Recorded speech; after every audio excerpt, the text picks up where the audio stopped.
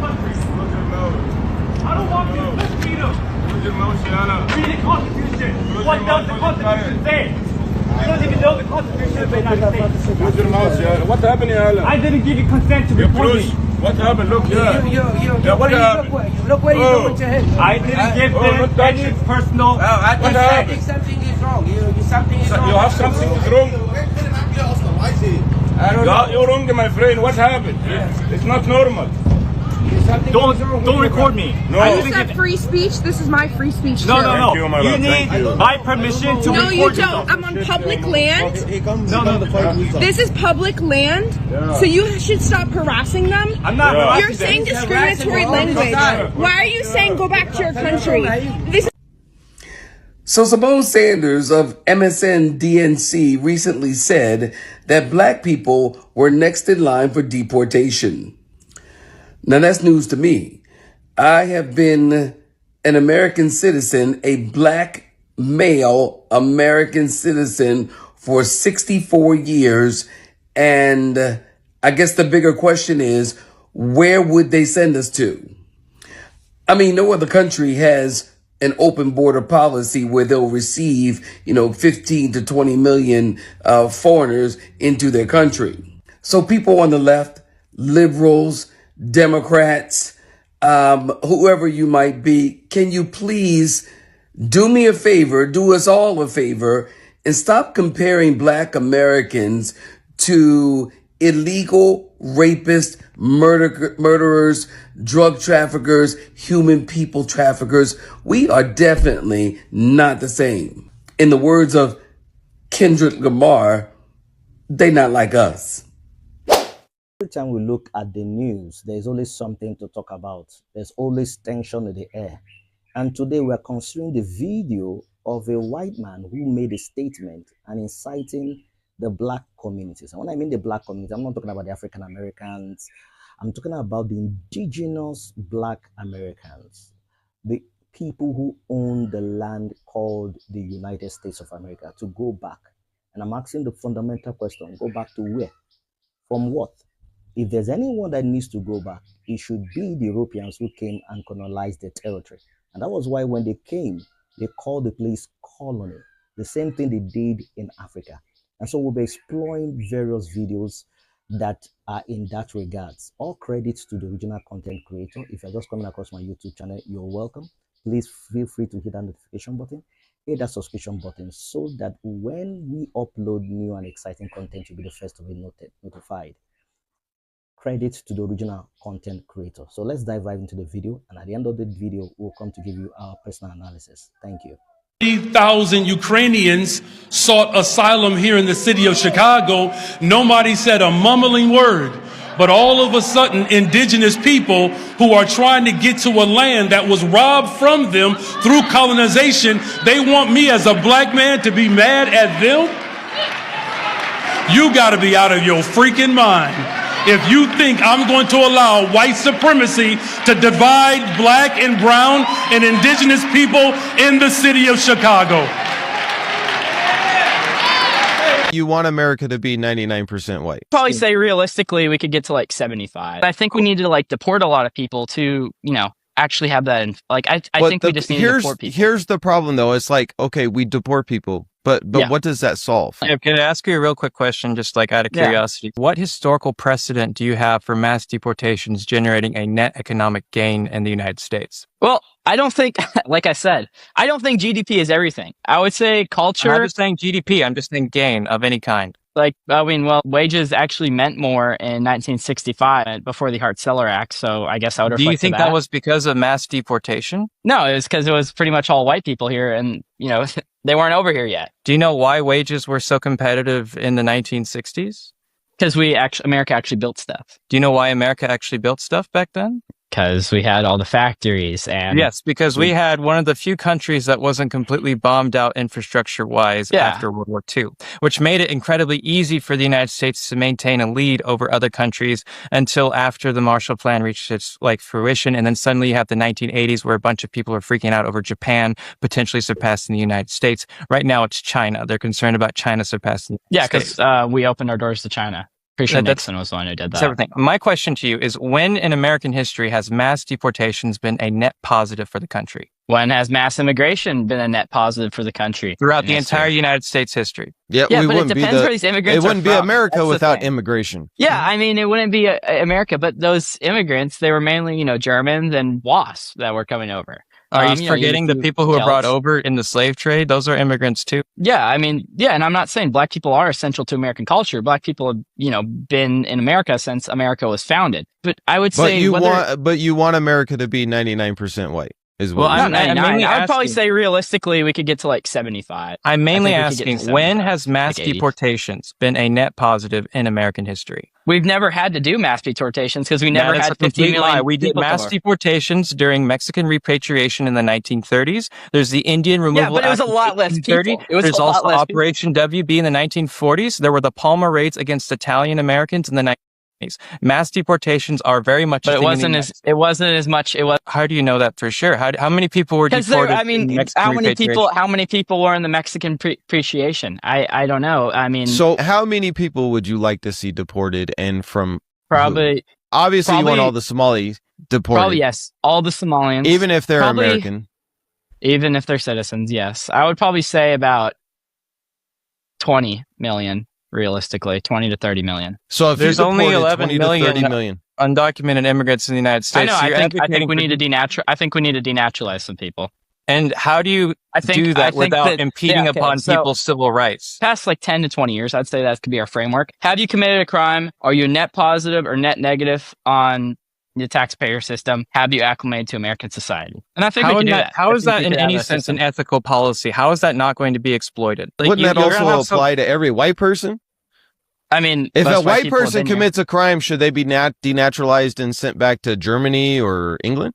I mean, I think on average, you know, should a white person be deported if they committed a crime? Well, yes, that's the question. Should they be same standard? No, you're holding the standard towards their family's been here long. So why are you attaching a different sense of judgment towards people based off of their race? It's not like just, I mean, if someone from Sweden committed a crime within the past 5-10 years, they would have to go back as well. What if I gathered up 5 women and said that you raped all 5 of them, and then you need to be denaturalized and sent to another country? How do you respond to that in a legal and ethical sense without having your civil rights impeded? I wouldn't do that. I wouldn't do that. I'm not saying that you wouldn't. I'm not saying that you would do that. I'm saying that what if I use the legal system in order to denaturalize you, take you out of the country, and then seize your property and your business if you had one? That's a very extreme hypothetical. That is I don't think that happened. What happens when you deal with mass deportations? What do you think happened during Japanese internment? What do you think happened to all those Japanese businesses? I don't think Japanese. I mean, it's always easier to reflect, you know, after the thing has happened. These people were given 24 to 48 hours notice, and then they had their business and property seized. Okay, it was wrong in the moment, and we knew it was wrong in the moment. Yeah, so wait, what are you arguing? I'm arguing, how do you have a system like that in place that isn't going to be exploited? What if I just gather enough people to say that you're guilty of a crime? It might be exploited, but it just kind of has to happen. Why does it have to happen? Again, you're advocating for a legal system that would void your rights simply based off of what? It just kind of needs to happen. I mean, that's why. Why does this need to happen?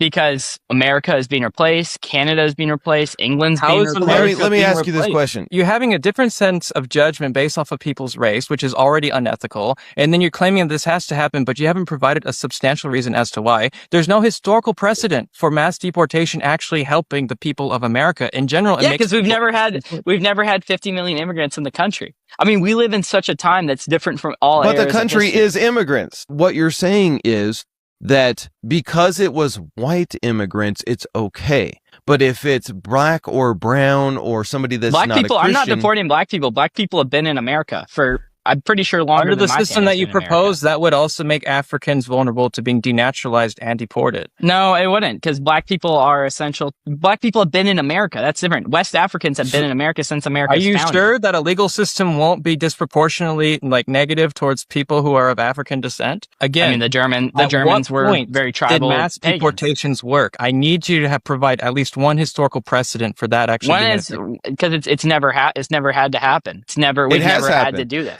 let me give you a perfect historical. Let me give you a perfect historical example of that. When have we deported 20 million people? It's estimated between 300,000 to 2 million Mexicans and Mexican Americans were deported from the United States, often without cause, from 1929 to 1939. And was that? Would you say that was a negative or positive for the United States?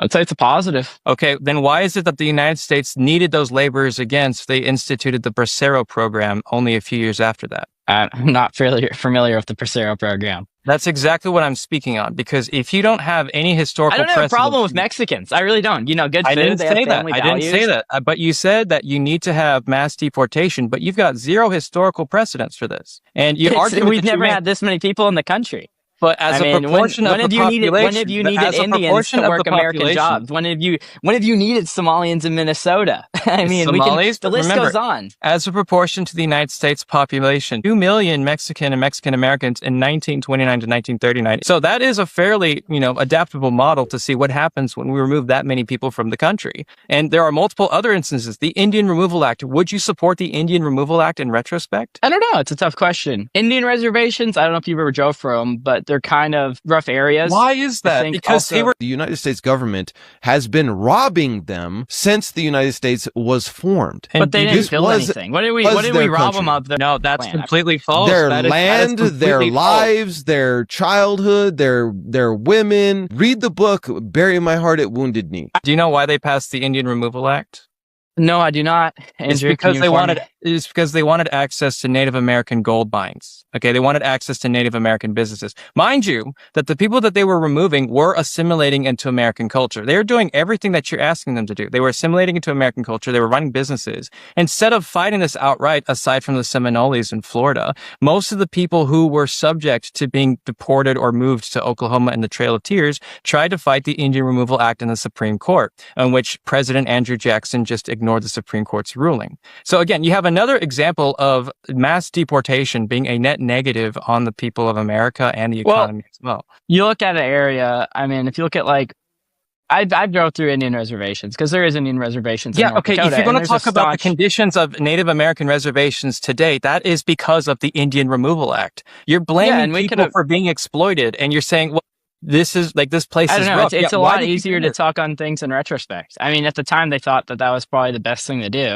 No, it was highly controversial at the time. That's why the Supreme Court ruled in favor of the Native American tribes. Well, I mean, I don't know. I'm talking about today. I'm not talking. I can't speak. You're going to kick out 350,000 people because of one stereotype. What about all the white people who commit crimes in this country? You're going to kick them out of this country? You're going to kick them out of this country too? Matters. But you haven't answered the question. Your comment is just as racist as Donald Trump's comment. I think you focus on one Haitian person and use that as a justification for a racist foreign policy is disgusting. It's abhorrent. It's disgusting that an 11-year-old was killed by a Haitian migrant who rammed his car into a bus. That is disgusting. A shithole country? He was referencing the government, which treats their people poorly. It's made of racism. I'm sure, does anybody at this table, have you heard the name Aiden Clark? An 11-year-old boy? No? You guys don't know his name? Here we go. 11-year-old boy killed by a Haitian immigrant not the Haitian, not the American people. I love how they cherry pick isolated cases and forget the fact that people who are immigrants actually commit fewer crimes than people who are residents in this country. But getting back to the point of this discussion about Haiti, first of all, I'm so glad that you're concerned about Haiti right now. I am. It's a sovereign nation. And the alleged brain drain. But the U.S. State Department says, would you let me speak? Because I'll let you speak. The U.S. State Department says that it's actually not safe for Americans to travel to Haiti right now. So you want to dump these people into a country where even our own State Department, the Trump administration, says it's not safe. The State Department has a level 4 warning for Haiti, Syria, and Somalia. It says do not travel for U.S. citizens, and if you do travel, prepare a will. The larger problem is that this is a country that is now governed by a racist foreign policy and a racist immigration policy. We're allowing white South Africans to come to this country. Those are the only people who can come to this country right now, white South Africans. But 350,000 Haitian Americans who are black can't stay here, even though they have been here, many of them for many years. They can't stay here. They're tax-paying people. They are law-abiding people. They are people who actually do jobs and create jobs. They're actually people who are doing jobs that some Americans don't want to do. No, they want the jobs. They just don't want to do it for that wage. Cleaning toilets. They don't want to do it for that wage. In a hotel, and big business, the healthcare industry, loves to keep them here. It's modern slave labor. You oppose slavery. You're not the only person at the table. Just a second. I will say he did let you finish your entire thought, so just let him finish his. Please. This is bipartisan legislation, the Immigration Act of 1990, signed by President George H.W. Bush. At the time when Republicans and Democrats used to agree that it was okay, that America actually believed in the principles of the Statue of Liberty, that we actually wanted to have people come here and seek asylum. He said Haiti's a shithole country. He said they're poisoning the blood of this country. He said they're bringing AIDS to this country. He accused Haitian immigrants of eating people's cats and dogs. You're citing emotions. That's what Donald Trump said. I'm citing what the Supreme Court decided. The Supreme Court decided that your argument was moot. And the Supreme Court was wrong. There were three dissenting members who said otherwise.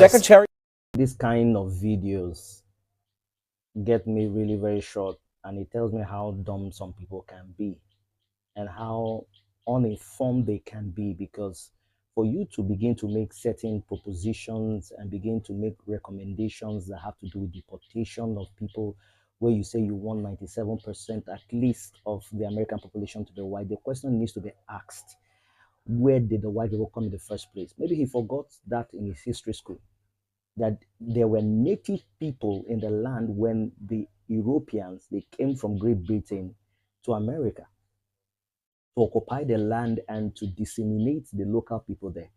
And territories like South Africa, for example, we are predominantly dominated by the blacks. Now we have Portuguese there, we have German descent, we have Asian descent, and we have all kinds of people. And guess what is happening in South Africa? 5% is controlling 90% of the indigenous land. So if you're talking about repatriation, and you're talking about deportation, I think we need to begin to deport the white people back to where they came from. Because the indigenous people who you met on the ground are the actual owners of the land, and they are the true Americans. But that's just my postulation, and that is the fact, and that is history. So I want to know what your thoughts, your opinions are. Let the comments, let the conversation begin in the comment section. See you on my next video.